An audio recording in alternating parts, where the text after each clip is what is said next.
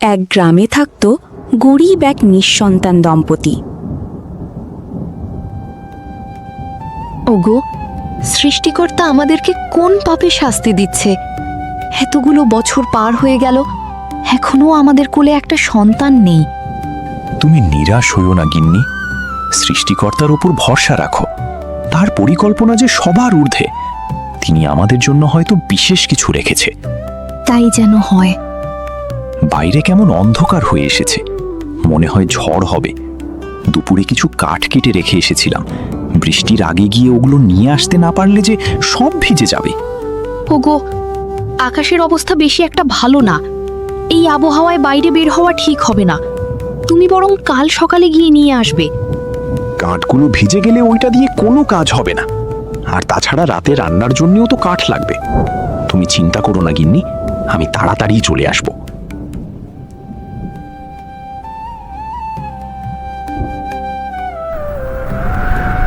এই বলে রঘু বাড়ি থেকে রওনা হলো।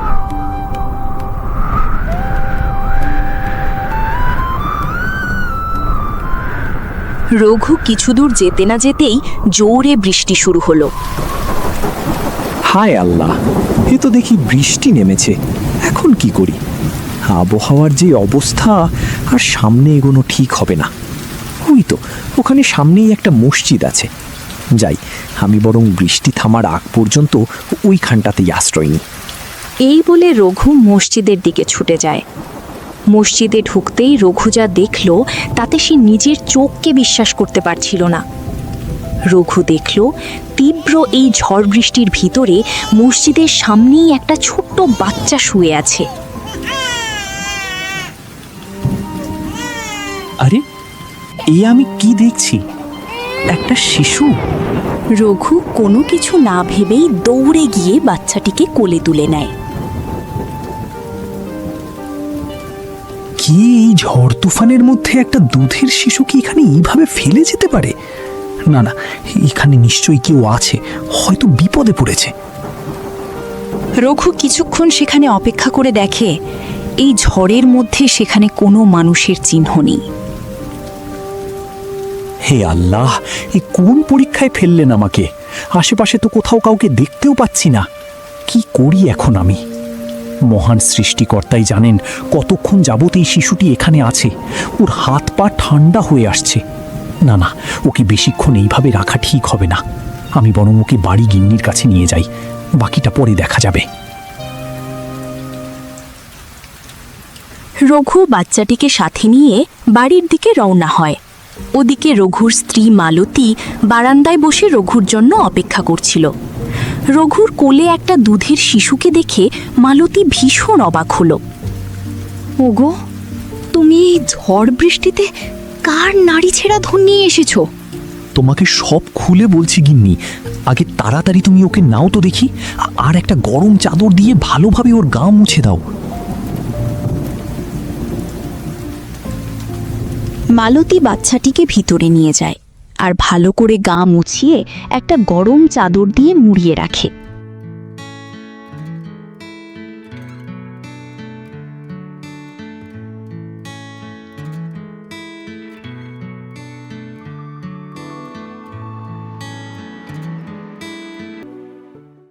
হে, কি বলছো তুমি?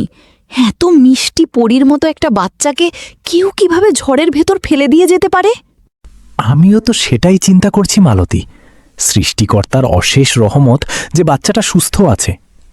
বলছি, তুমি বরং কাল সকাল হতেই গ্রাম প্রধানকে খবরটা জানিয়ে আসবে। হ্যাঁ মালতী, আর কে জানে, হয়তো ঝড় শেষ হলে কেউ ওকে খুঁজতে আসবে। হ্যাঁ গো, তাই যেন হয়। নিষ্পাপ এই শিশুটি যেন ওর মায়ের কোলে ফিরে যেতে পারে।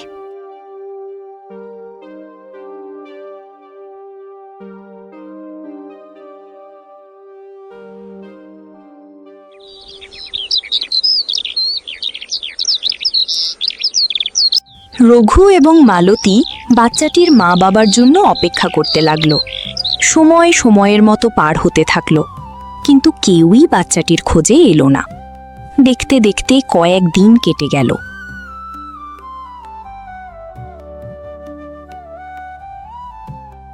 ওগো, কেউই তো এলো না।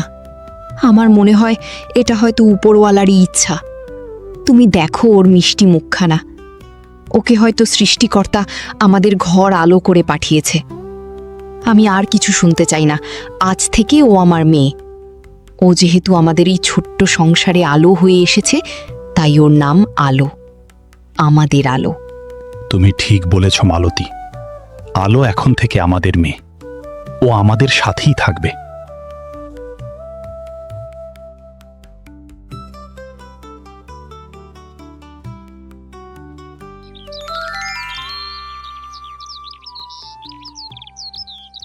সময়ের সাথে আলো বড় হতে থাকে। ছোট থেকেই আলোর মধ্যে যে আলাদা কিছু একটা আছে তা রঘু আর মালতী মাঝে মধ্যেই বুঝতে পারত। তার বয়সের অন্য বাচ্চাদের সাথে সে কখনোই মিশতে পারত না। পশু পাখিদের সাথেও ছিল তার এক অদৃশ্য টান, যেন সে তাদেরই একজন। প্রকৃতিও তার কাছে মাথা নত করত। বাঘ ভাল্লুকের মতো হিংস্র পশুরাও তার কোনো ক্ষতি করত না। রঘু আর মালতী সবসময় আলোকে চোখে চোখে রাখত। কিন্তু ভাগ্যের লেখা তো কেউ বদলাতে পারে না। কেউ জানে না আলো কে, কি তার আসল পরিচয়। কিছু প্রশ্নের উত্তর তো সময় ভালো বলতে পারবে।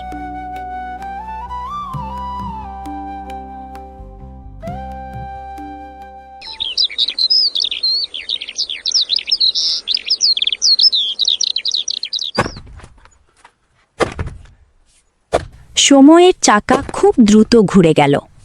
বাবা মায়ের আদরের ছোট্ট আলো এখন অপূর্ব এক সুন্দরী যুবতী। বাবা, আজকে আমরা অনেক কাঠ কেটেছি। মা দেখলে ভীষণ খুশি হবে। হ্যাঁ রে মা, তুই ঠিক বলেছিস। কিন্তু এখন তুই বাড়ি যা, আমাকে একটু মহাজনের কাছে যেতে হবে। দুজোরেই যদি দেরি করে ফিরি তাহলে তোর মা যে দুশ্চিন্তা করবে। ঠিক আছে বাবা, কিন্তু তুমিও বেশি দেরি করো না। অন্ধকার হতেও আর বেশি দেরি নেই। আলো বাড়ির পথে রওনা হলো। মা বলেছিল আজকে নাকি কি একটা বিশেষ দিন, আর আমার পছন্দের খাবারও নাকি রান্না করবে। যাই, আমি বরং জলদি বাড়ি যাই। আলো হাঁটতে হাঁটতে কিছু দূর যেতেই তার চারপাশের প্রকৃতি কেমন স্তব্ধ হয়ে এলো। আলোর পুরো শরীর অবশ হতে শুরু করে। ধীরে ধীরে আলোর পা মাটি থেকে শূন্যে উঠে যায়। সে অনুভব করে যে সে হাওয়ায় ভাসছিল। হঠাৎ আলোর কানে ভেসে আসলো, হ্যাঁ, তুমি সে, তুমি পারবে। তোমাকে ফিরে যেতে হবে তোমার আসল ঠিকানায়, তোমার আপনজনদের কাছে। তোমার তাদেরকে বাঁচাতে হবে। ঠিক তখনই সেখানে মালতী চলে আসে। আলো, মালতী সেখানে আসতেই সবকিছু আগের মতো হয়ে যায়।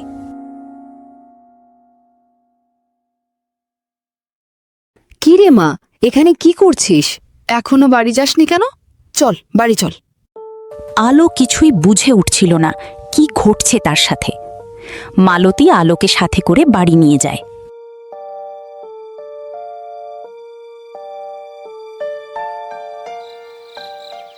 আলোর 16 বছর পূরণ হতে চলেছে, তাই রঘু আর মালতী সেদিন ঠিক করেছে যে তারা আলোকে সব সত্যি জানিয়ে দেবে। রঘু আর মালতী বুঝে উঠতে পারছিল না এরকম একটা কঠিন সত্যি তারা আলোকে কিভাবে বলবে। আলো, মা আমার, আমাদের তোকে কিছু বলার আছে। তুই এখন বড় হয়েছিস, তোর এখন সত্যিটা জানা দরকার। মা, বাবা, তোমরা কোন সত্যির কথা বলছো? মারে, আমরা তোর জন্মদাতা বাবা মা নই। 16 বছর আগে তোকে আমরা কুড়িয়ে পেয়েছিলাম। বাবার কথা আলোর বিশ্বাসই হলো না। বাবা, এই কথা আর বলবে না। আমি তোমাদেরই মেয়ে, তোমরাই তো আমার মা বাবা। আর তাছাড়া আমি সেই ছোটবেলা থেকে তোমাদের সাথেই তো আছি। আলোর কথা শুনে রঘুর চোখে পানি চলে আসে। আচ্ছা, তোমরা এগুলো কি শুরু করলে বলো তো? এসব নিয়ে পরে কথা বলা যাবে। আলোর বাবা আজ কি মহাজন সাহেব তোমাকে ডেকে কি বলল শুনি? পরিস্থিতি দেখে মালতী তখন সাথে সাথে কথা অন্যদিকে ঘুরিয়ে নিয়ে যায়। সেদিন রাতে ছিল আলোর ১৬তম জন্মদিন। সবাই যখন ঘুমিয়ে পড়ল, আবার সেই চেনা আওয়াজ ভেসে আসতে লাগলো আলোর কানে। এসো এসো, তুমি এই জগতের কেউ না, তুমি আমাদের অংশ। আমি তোমাকে নিতে এসেছি, আমার সাথে এসো এসো এসো।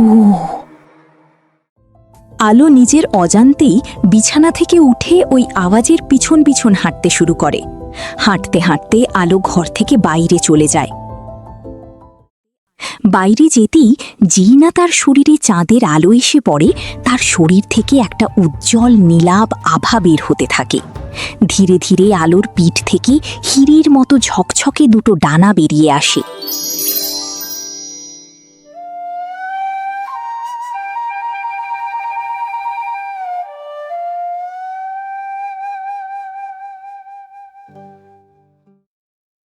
না না, মা কি তাহলে ঠিক বলেছিল? আমি তাদের মেয়ে না, আমি মানুষ না, তাহলে কে আমি? একটা পরী। কে? কে ওখানে? সামনে এসো, সামনে এসো বলছি।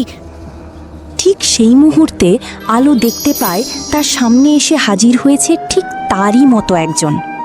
আলো তাকে দেখে প্রচণ্ড ঘাবড়ে যায় এবং তাকে জিজ্ঞেস করে, কে কে আপনি? ভয় পেও না আলো, আমি সাদা পরী।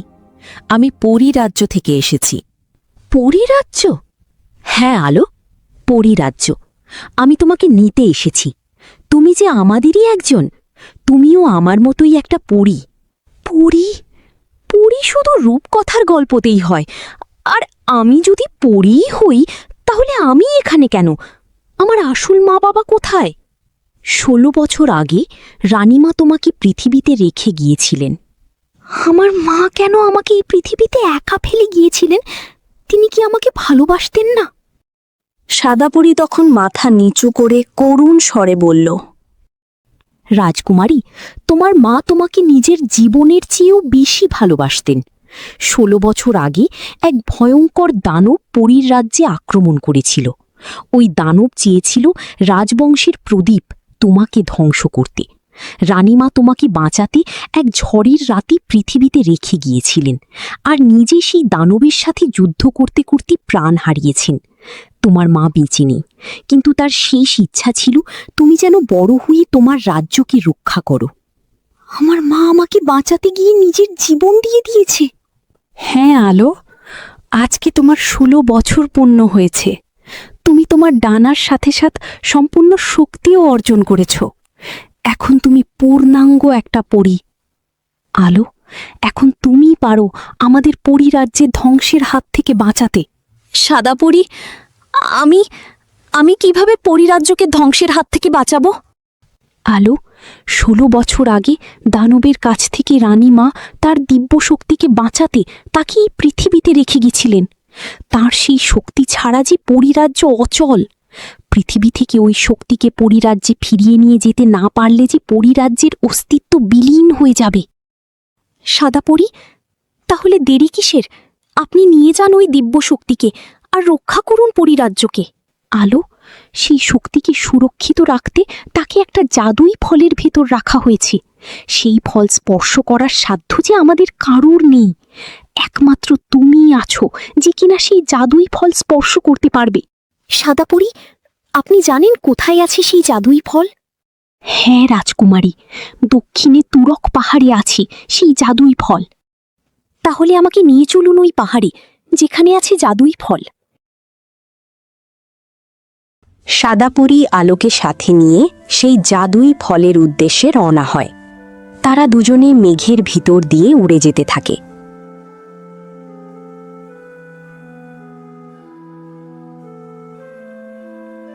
উড়তে উড়তে অবশেষে তারা দক্ষিণের সেই তুরক পাহাড়ে গিয়ে পৌঁছায়, যেখানে আছে ওই জাদুই ফল।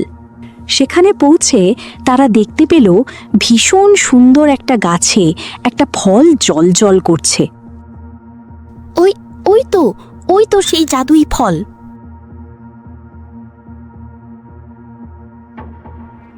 আলো জাদুই ফলের দিকে এগিয়ে যেতে লাগলো। আলো জাদুই ফলের কাছে যেতেই হঠাৎ সেখানে এসে হাজির হয় মস্ত বড় অদ্ভুত ভয়ঙ্কর এক প্রাণী। আলো আলো, ওই দানব আমাদের উপর আক্রমণ করার আগেই তুমি ওকে শেষ করে দাও। তুমি তোমার শক্তি ব্যবহার করো, ও আমাদেরকে মেরে ফেলবে। তুমি ওকে প্রহার করো আলো। না না, হ্যাঁ আলো, তুমি তোমার সম্পূর্ণ শক্তি পেয়েছো, তুমি পারবে। প্রহার করো আলো, প্রহার করো, শেষ করে দাও ওকে। সাদাপরীর কথা মতো আলো দানবটির ওপর প্রহার করল। সাথে সাথে তখন বিশাল আকারের দানবটি মাটিতে লুটিয়ে পড়ে। আলো তখন জাদুই ফলের দিকে এগিয়ে যায়। ফলটিকে স্পর্শ করার সঙ্গে সঙ্গে তা থেকে বেরিয়ে আসে সেই দৈব শক্তি।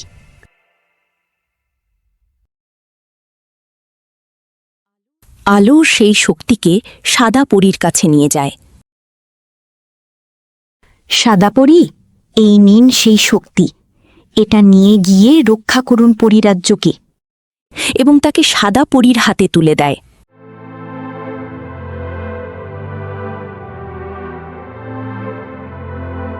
আলো সাদাপরীর হাতে দৈব শক্তিকে তুলে দিতেই সাদাপরী তার আসল রূপে চলে আসে।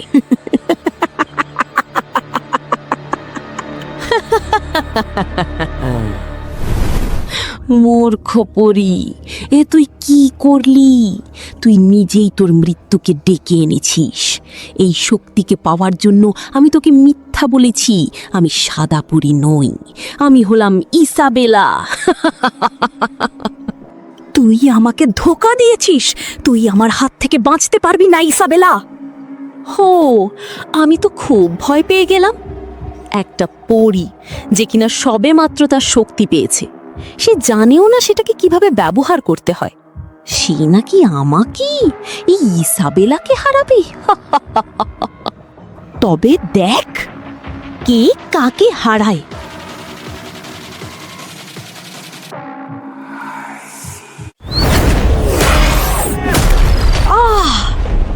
ইসাবেলা প্রচণ্ড জোরে আলোকে প্রহার করে, আর ওই দৈব শক্তির সাহায্যে আলো সব শক্তি কেড়ে নেয়। কি রে নির্বুধ পরী, এখন তুই কি করবি? তোর সব শক্তি যে আমার হাতের মুঠোই, আর তুই এখন একটা সাধারণ মানুষ। এখন আমি একা রাজত্ব করব গোটা পরী রাজ্যে, তুই কিচ্ছুটি করতে পারবি না। এই বলে দৈব শক্তিকে নিয়ে ইসাবেলা সেখান থেকে চলে যায়। হে আমি কি করলাম? আমি নিজেই একটা শয়তানের হাতে দৈব শক্তিকে তুলে দিলাম। এখন আমি কি করব?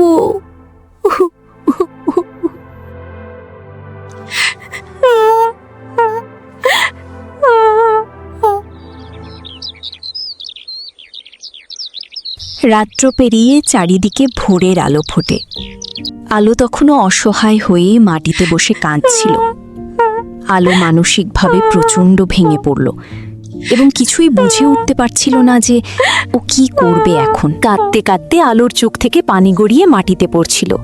ওখান থেকে এক ফোঁটা পানি গড়িয়ে গিয়ে ওই দানবটির শরীরে লাগে। মুহূর্তেই সেখানে ঘটে অদ্ভুত এক ঘটনা।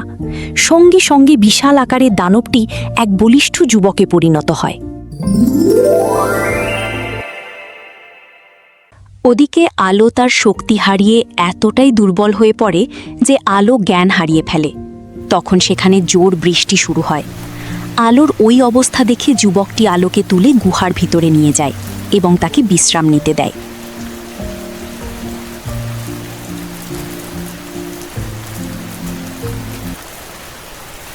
বাইরে তখন প্রচণ্ড বৃষ্টি। ধীরে ধীরে আলোর জ্ঞান ফেরে। আপনি উঠে গেছেন? ভালো করেছেন। এই নিন, এই জড়িবুটিটা খেয়ে নিন, একটু আরাম পাবেন। কি এটা? আর আমি কেনই বা এটা খাবো? আপনি কে? আমি এখানে কেন? আরে দাঁড়ান দাঁড়ান, এত উতলা হবেন না। আসলে আমি হীরক রাজ্যের রাজকুমার অলিভার। একদিন শিকারে এসে এক শয়তান ডাইনির কবলে পড়ি। ওই ডাইনি আমাকে একটা দানব বানিয়ে এইখানে বন্দি করে রাখে। আমার কথা ছাড়েন, আপনার কথা বলুন। আমি একটা পরী, যে কিনা তার শক্তি হারিয়ে ফেলেছে। ইসাবেলা আমার সমস্ত শক্তি কেড়ে নিয়েছে। ও পরিরাজ্যে রাজত্ব করতে চায়। আমার ভুলের জন্য এখন গোটা পরিরাজ্য বিপদে আছে। এখন আপনি কি করবেন? যে করেই হোক আমাকে পরিরাজ্যে গিয়ে ইসাবেলার কাছ থেকে ওই শক্তি ফিরিয়ে আনতে হবে। আমি পরিরাজ্যে যাব। কিন্তু আপনি তো এখন একজন সাধারণ মানুষ। হ্যাঁ, আমি এখন আর পড়ি নেই, কিন্তু আমাকে কিছু একটা করতেই হবে। আমাকে আমার মায়ের শেষ ইচ্ছে পূরণ করতে হবে। আমার জন্য পরিরাজ্যের অস্তিত্ব সংকটে পড়েছে। এখন আমাকেই সেটাকে সংকটের হাত থেকে বাঁচাতে হবে। আলো, তুমি আমার জীবন বাঁচিয়েছ। তুমি যদি কিছু মনে না করো তাহলে তোমার এই যুদ্ধে আমি তোমার পাশে থাকতে চাই। আপনি কেন আমার জন্য নিজের জীবন বিপদে ফেলবেন? ভুল তো আমি করেছি, তার প্রায়শ্চিত্তও আমাকেই করতে হবে। এটা তোমার ভুল না, এটা তোমার সরলতা। আর তাছাড়া তুমি না আসলে হয়তো আমাকে আমার বাকি জীবনটা এভাবেই কাটাতে হতো। তোমার এই ঋণ আমি কখনো শোধ করতে পারবো না আলো, তাই তোমাকে একটুও সাহায্য করতে পারলে আমার ভালো লাগবে। ঠিক আছে, বৃষ্টি থামতেই তাহলে আমরা এখান থেকে বের হব। বৃষ্টি থেমে গেল। আলো এবং অলিভার ওই গুহা থেকে বের হয়ে রওনা হলো। আলো, আমরা কোথায় যাচ্ছি? আমার বাড়ি। তোমার বাড়ি?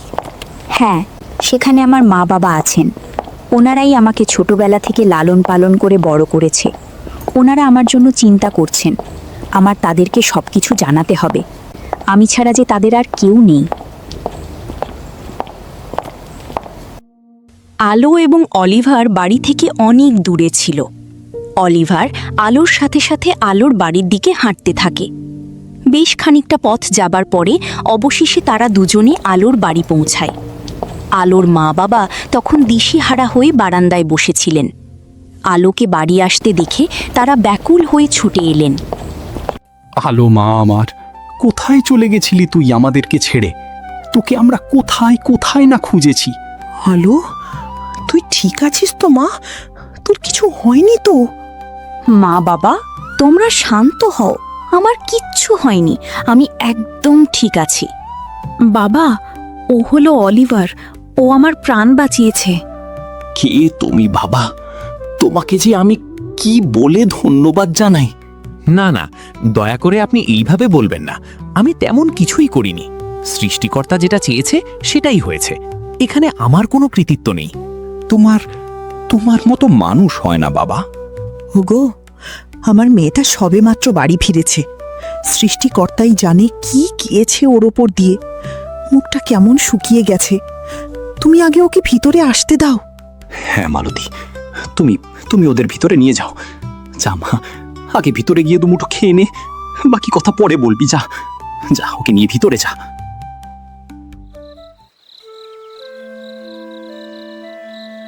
আলো এবং অলিভার আলোর পালিত মা বাবাকে সব ঘটনা খুলে বলে এবং পরিরাজ্যে যাওয়ার জন্য তাদের কাছ থেকে বিদায় নেয়।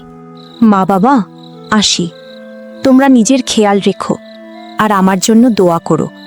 আমি যেন আমার রাজ্যকে রক্ষা করতে পারি। যা মা যা, আমাদের তোর উপর সম্পূর্ণ আস্থা আছে। তুই যে আমার কুড়িয়ে পাওয়া পরি মেয়ে, তুই পারবি। যা, শয়তানদের কাছ থেকে বাঁচা তোর পরিরাজ্যকে। বাবা, তুমি আমার মেয়েটাকে দেখে রেখো। আমার মেয়েকে তুমি আবার আমার বুকে ফিরিয়ে দিও। আপনি চিন্তা করবেন না। আমি থাকতে আমি আলোর গায়ে একটা আঁচড়ও লাগতে দেব না।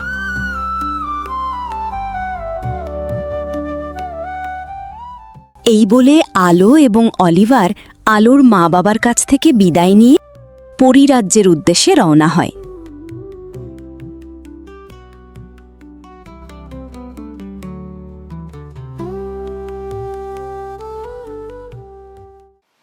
তারা দুজনে এক বিশাল নীল সমুদ্রের পাড়ে গিয়ে থামে।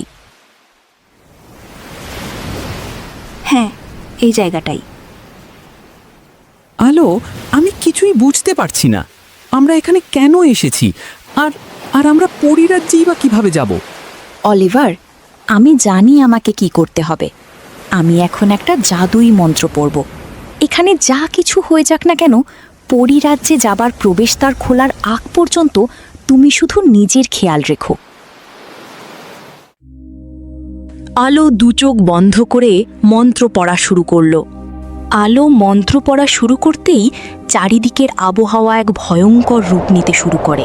সমুদ্রের মাঝখান থেকে বিশাল বড় শক্তিশালী এক তুফান আলোর দিকে ধেয়ে আসতে থাকে। আলো, ভয়ঙ্কর এক তুফান আমাদের দিকে ধেয়ে আসছে। তুমি ভয় পেও না, আমি তোমার সাথে আছি। তুমি মন্ত্র পড়া চালিয়ে যাও। অলিভারের কথা শুনে আলো মনে সাহস পেল। হে প্রকৃতি, আমি পরিকন্যা, আমার উদ্দেশ্য সৎ। আমাকে আমার মায়ের শেষ ইচ্ছে পূরণ করতে হবে। আমাকে পরিরাজ্যকে শয়তানদের হাত থেকে বাঁচাতে হবে। আমাকে যে আমার শক্তি ফেরত আনতে হবে। আমাকে সাহায্য করুন, আমাকে সাহায্য করুন। ওদিকে তুফান তখন অনেক কাছে চলে এসেছে। আলো, তুফান আমাদের কাছে চলে এসেছে।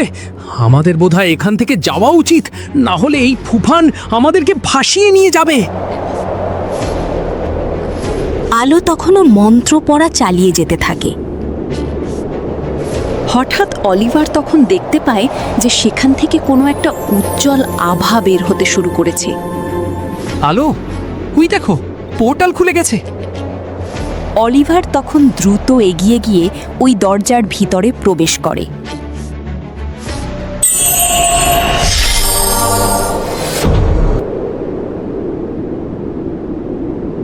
দেরি করো না আলো, তোমার হাতটা দাও।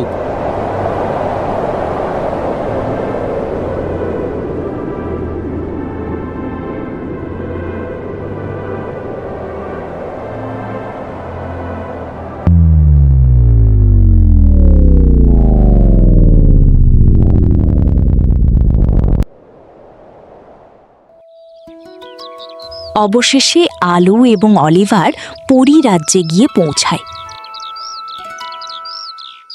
অলিভার, আমরা চোখে যা দেখি সে সবকিছু সত্যি নাও হতে পারে।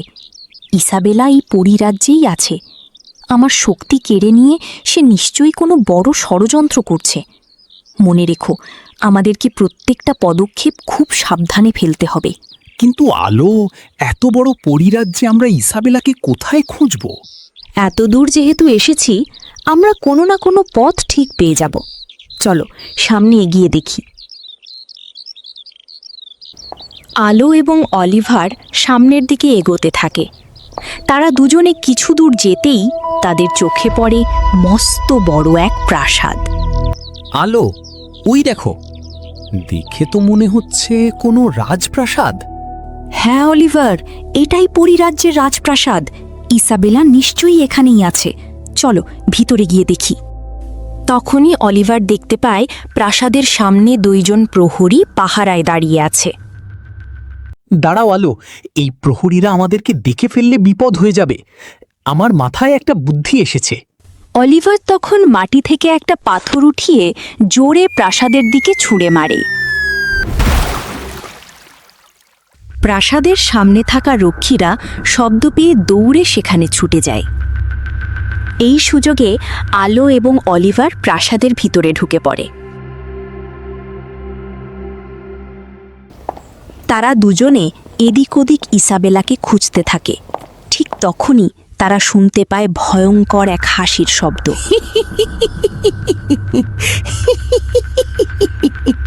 অলিভার, তুমি কি কিছু শুনেছ? হ্যাঁ, অদ্ভুত এক আওয়াজ। এ যেন কারো হাসির শব্দ। মনে হচ্ছে শব্দটা এই দিক থেকে আসছে। চলো গিয়ে দেখি। আলো এবং অলিভার সেই শব্দের পিছন পিছন এগিয়ে যায় এবং সেখানে গিয়ে তারা দেখতে পায়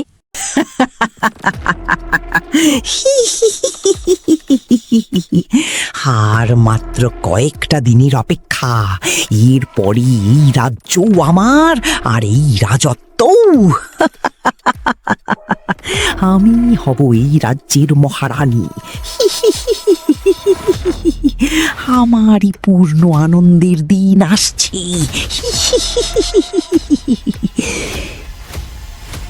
সেই মুহূর্তে মহলের একজন দাসী সেখানে আসে।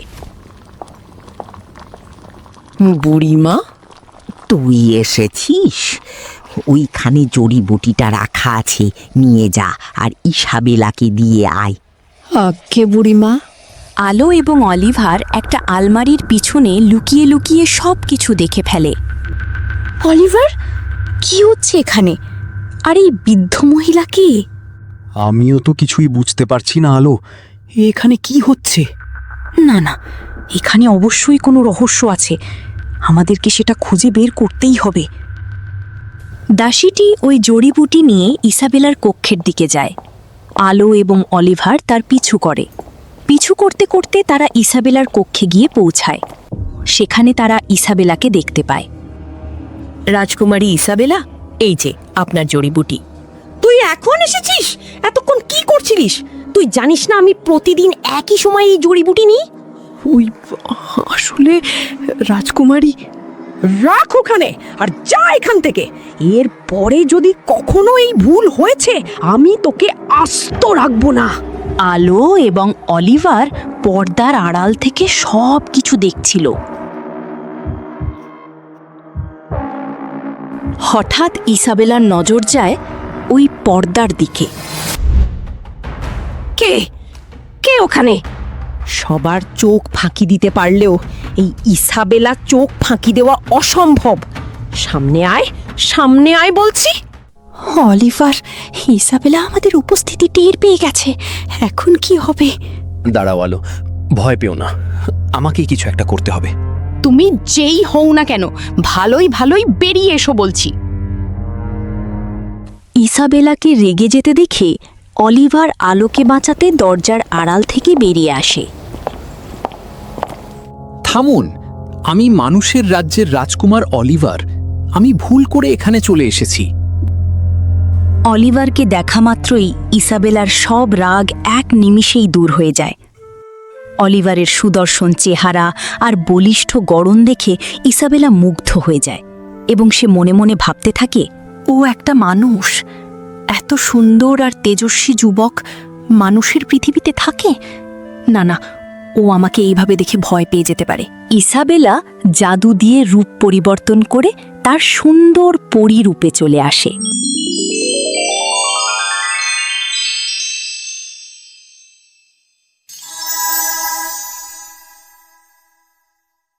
তুমি এখানে এই পরিরাজ্যে কি করছো? আমি হীরক রাজ্যের রাজকুমার অলিভার। আমি একজন সাধারণ মানুষ। জঙ্গলে দিক হারিয়ে ভুল করে পোর্টালে ঢুকে পড়ি এবং এই পরিরাজ্যে চলে আসি। রাজকুমার অলিভার, চমৎকার!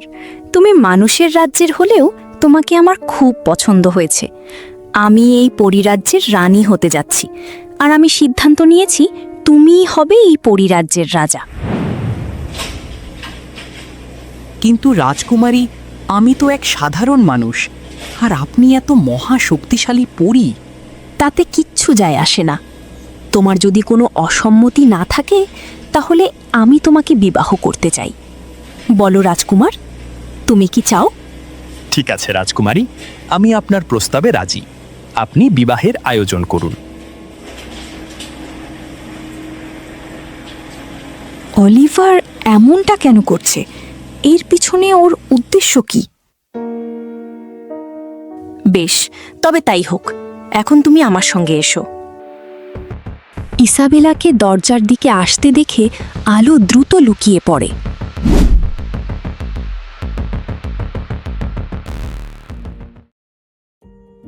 আজ থেকে তুমি এই রাজপ্রাসাদের বিশেষ অতিথি। তোমাকে আমি থাকার জন্য মহলের সবচেয়ে সুন্দর কক্ষটি দিচ্ছি। এটা তোমার শয়নকক্ষ, তুমি এখানেই থাকবে। যেমনটি আপনি বলবেন রাজকুমারী। ও এত সহজেই কিভাবে রাজি হয়ে গেল? এখানে কোনো রহস্য নেই তো? আমাকে ওর উপর নজর রাখতে হবে। কি ভাবছেন রাজকুমারী? তেমন কিছু না, আমি এখন আসি। আমাকে বিবাহের আয়োজন করতে হবে, তুমি বিশ্রাম করো। এই বলে ইসাবেলা সেখান থেকে চলে যায়। ইসাবেলা যাওয়া মাত্রই আলো সেখানে আসে। তুমি কি পাগল হয়ে গেছো অলিভার? এটা তুমি কি করলে?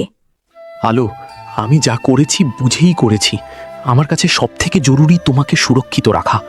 আমি তোমার মা বাবাকে কথা দিয়েছি, আর এর জন্য আমাকে যা করতে হয় আমি করব। তুমি সত্যি ইসাবেলাকে বিয়ে করবে? এছাড়া আমার হাতে আর কোনো উপায় ছিল না। আমরা এভাবে বেশিক্ষণ লুকিয়ে থাকতে পারবো না। এই মহলে কোথায় কি হয় সব খবরই ওদের কাছে পৌঁছে যায়। আমরা ধরা পড়ে যাব আলো। এখন তাহলে আমরা কি করব অলিভার? আলু, তুমি এখন আমার মতোই একটা সাধারণ মানুষ, আর ইসাবেলা অনেক শক্তিশালী। তোমার শক্তি ছাড়া তুমি ওদের সাথে লড়তে পারবে না। আমাদেরকে সবার আগে তোমার শক্তিকে ফেরত আনতে হবে। কিন্তু অলিভার, আমরা কিভাবে জানব কোথায় আছে সেই শক্তি? প্রাসাদের পিছনের জঙ্গলে আছে ওই শক্তি। আলো এবং অলিভার তখন দেখতে পায় আসল সাদা পরী সেখানে এসে হাজির হয়েছে।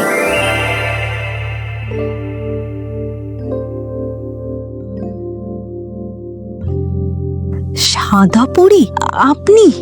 হ্যাঁ আলো, আমি এসেছি তোমাদের সাহায্য করতে। ওই জঙ্গলে ঘুমন্ত অবস্থায় আছে তোমার শক্তি।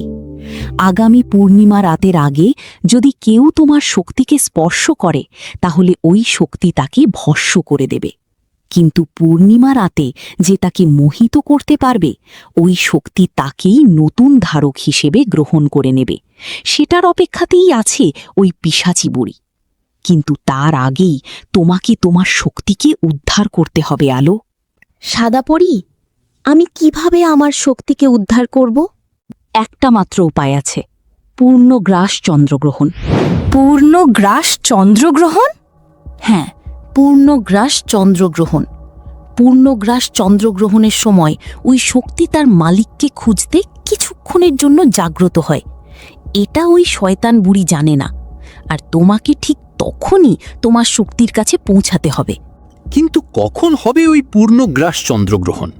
আজকে রাতে, যখন পৃথিবী, সূর্য এবং চাঁদ মহাকাশে একদম এক সরল রেখায় চলে আসবে, পৃথিবীর ছায়া যখন চাঁদের আলোকে সম্পূর্ণ গ্রাস করে ফেলবে, ঠিক তখনই হবে পূর্ণগ্রাস চন্দ্রগ্রহণ।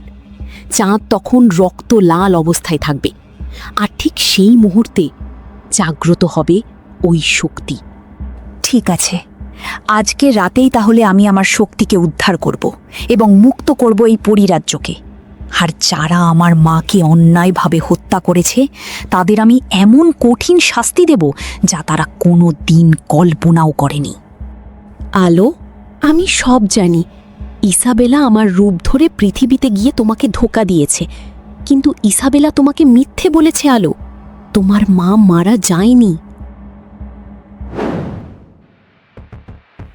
সাদাপরি, এ আপনি কি বলছে? আমার মা বেঁচে আছে?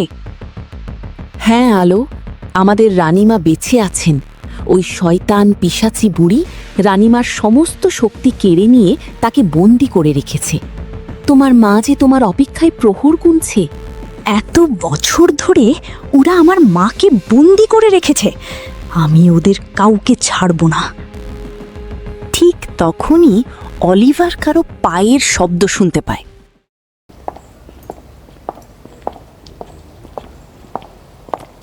দাঁড়াও আলো, কি যেন এদিকেই আসছে। তাড়াতাড়ি সাদাপরি জাদু দিয়ে আলোকে নিয়ে সেখান থেকে চলে যায়।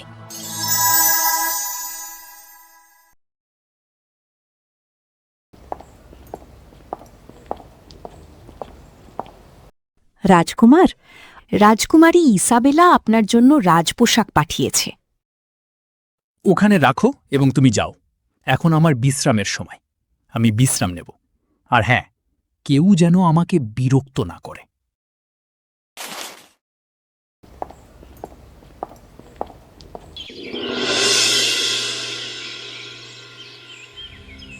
ওদেরকে না আমি বলেছিলাম রাজ্যের কোথায় কি খবর আছে আমাকে দিতে। তো বল, কি অবস্থা আমার রাজ্যের? বুড়িমা, আপনার কথা মতো আমি পুরো রাজ্য ঘুরে দেখেছি, কিন্তু বুড়িমা, তাতে পরিরাজ্যের যে অবস্থা দেখলাম তা খুবই ভয়ানক। হ্যাঁ বুড়িমা, গাছের ডালপালা সব শুকিয়ে কঙ্কালের মতো হয়ে গেছে। নতুন কোনো সবুজ পাতা আর গজাচ্ছে না। বনের সেই চিরচেনা সুস্বাদু মিষ্টি ফলগুলো এখন আর জন্মায় না। এখন গাছে যে ফলই ধরুক না কেন, তার ভেতরের রস বিষাক্ত কালো তরুলে পরিণত হয়। আর বুড়িমা, ফুলের কোনো মায়াবী সুবাস নেই। সব ফুল তাদের রং হারিয়ে ফ্যাকাশে আর গন্ধহীন হয়ে গেছে। পুরো পরী রাজ্যে পাখিদের কোনো মিষ্টি গানও এখন আর শোনা যায় না। বনের পশু পাখিরা যেন তাদের কণ্ঠস্বর হারিয়ে একদম নিস্তব্ধ ও নীরব হয়ে গেছে। যে ঝর্ণার পানি খেয়ে পরীরা জাদুকরী শক্তি পেত, সেই মায়াবী ঝর্ণার পানি শুকিয়ে পাথর হয়ে গেছে। থাম তোরা, কুসুমপুরি, তোকে যে আমি জাদুই পাঁচন দিয়েছিলাম, কোথায় সেটা? বুড়িমা, আমি আপনার কথা মতো আপনার দেওয়া পাঁচন আপনি যেভাবে বলেছিলেন ওইভাবে পুরো জঙ্গলে ছড়িয়ে দিয়েছিলাম, কিন্তু তার প্রভাব কাটতে না কাটতেই আবার সবকিছু তার আসল রূপে চলে এসেছে। আমি আবার ওই মহা ঔষধি বানিয়ে দেব, ওটা আবার পুরো রাজ্যে ছড়িয়ে দিবি। আমার জাদুর মায়া জাল আবার পুরো রাজ্যকে ঘিরে ফেলবে। কেউ যেন কিচ্ছুটি টের না পায়, বিশেষ করে ইসাবেলা যেন কিচ্ছুটি জানতে না পারি। তখনই ইসাবেলা সেখানে চলে আসে। আপনি কার কথা বলছেন বুড়িমা?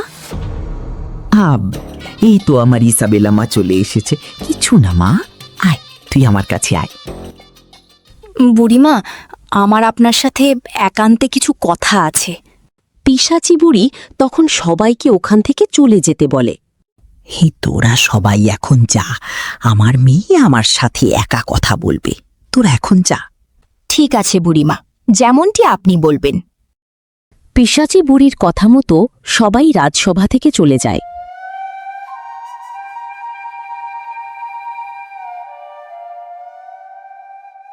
ও তাই বুঝি, আমার মেয়ে বড় হয়ে গেছে, আমার মেয়ে বিবাহ করতে চায়, তাই তো? বেশ, আমি নিজে গিয়ে পাশের মেঘ রাজ্য থেকে আমার মেয়ের জন্য সবথেকে শক্তিশালী রাজপুত্রকে খুঁজে বের করব। বুড়িমা, আমি ঠিক করেছি আমি কাকে বিয়ে করব। ঠিক আছে মা, বল তাহলে। আকাশ, পাতাল, সমুদ্র, মেঘ, সে কোন রাজ্যের রাজকুমার? ওর নাম অলিভার বুড়িমা। ও পৃথিবী থেকে এসেছে, আর আমি সিদ্ধান্ত নিয়েছি আমি ওকেই বিয়ে করব। পৃথিবী থেকে এসেছে মানে? অলিভার কোনো মায়াবী রাজ্যের শক্তিশালী বালক নয় বুড়িমা, ও একজন সাধারণ মানুষ।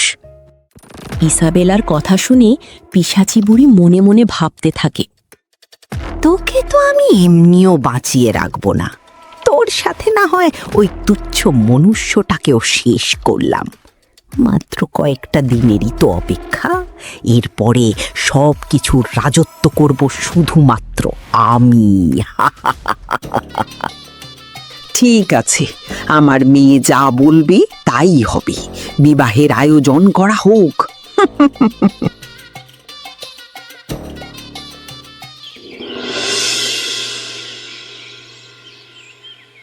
এখান থেকে বাকিটা পথ তোমাকে একাই যেতে হবে আলো। আমরা এর বেশি আর যেতে পারবো না। পূর্ণগ্রাস চন্দ্রগ্রহণ হতে আর বেশি একটা দেরি নেই। এখান থেকেই জঙ্গলে যাওয়ার পথ শুরু হয়। ওই জঙ্গলের ভিতরে একটা জাদুই ফুলের ভিতরে ঘুমন্ত অবস্থায় আছে তোমার শক্তি। কিন্তু সাদা পরি, আমরা কেন আলোর সাথে যেতে পারবো না?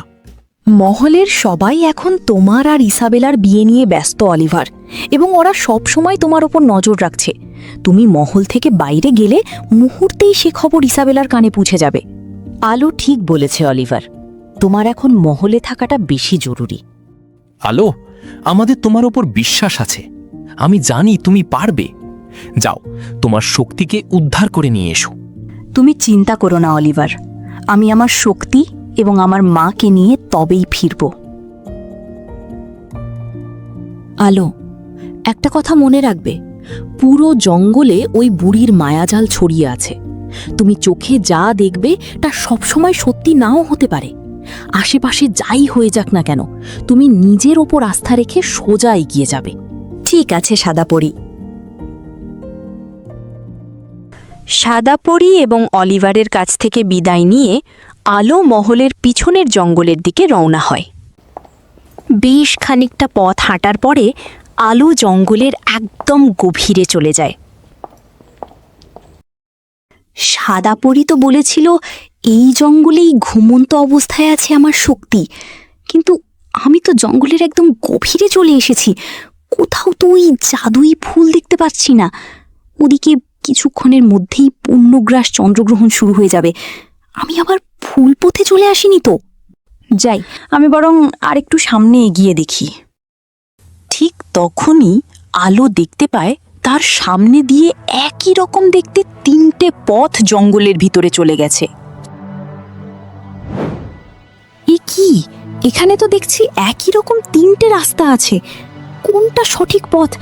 আমি এখন কোন পথে যাব? ঠিক তখনই আলোর সাদা পরীর কথা মনে পড়ে যায়। আলো, একটা কথা মনে রাখবে, পুরো জঙ্গলে ওই বুড়ির মায়াজাল ছড়িয়ে আছে। তুমি চোখে যা দেখবে তা সবসময় সত্যি নাও হতে পারে।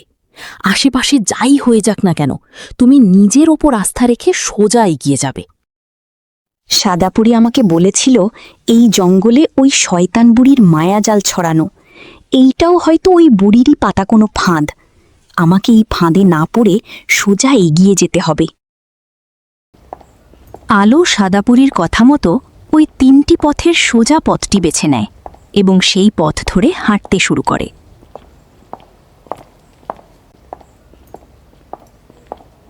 ওদিকে চাঁদ তখন তার উজ্জ্বলতা হারিয়ে ধীরে ধীরে লাল বর্ণ ধারণ করতে শুরু করে, আর এদিকে আলো কিছু দূর সামনে এগোতেই সেখানে দেখতে পায় অপূর্ব এক ফুলের কলি। মনে হচ্ছে এটাই ওই জাদুই ফুল।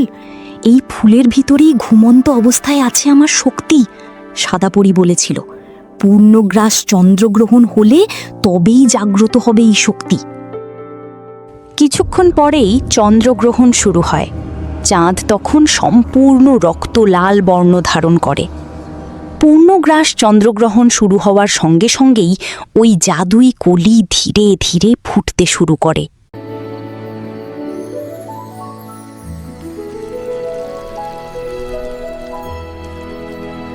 জাদুই ফুল ফোটা মাত্রই তার ভেতর থেকে বেরিয়ে আসে অলৌকিক ওই জাদুই শক্তি। ওই তো আমার শক্তি! আলো তখন জাদুই ফুলের দিকে এগিয়ে যায়। আলো ওই শক্তিকে স্পর্শ করা মাত্রই জাদুই ফুল আলোকে প্রচণ্ড জোরে তার বিষাক্ত হুল ফুটিয়ে দেয়।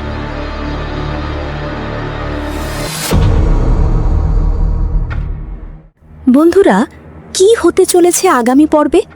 আলো কি পারবে নিজের শক্তি ফিরে পেয়ে তার বন্দি মাকে উদ্ধার করে অলিভারের কাছে ফিরে যেতে, নাকি ইসাবেলা বিয়ে করে ফেলবে অলিভারকে? আগামী পর্ব দেখতে এখনই আমাদের বাঘের বাড়ি চ্যানেলটি সাবস্ক্রাইব করে পাশে থাকা বেল বাটনটি অন করে দাও।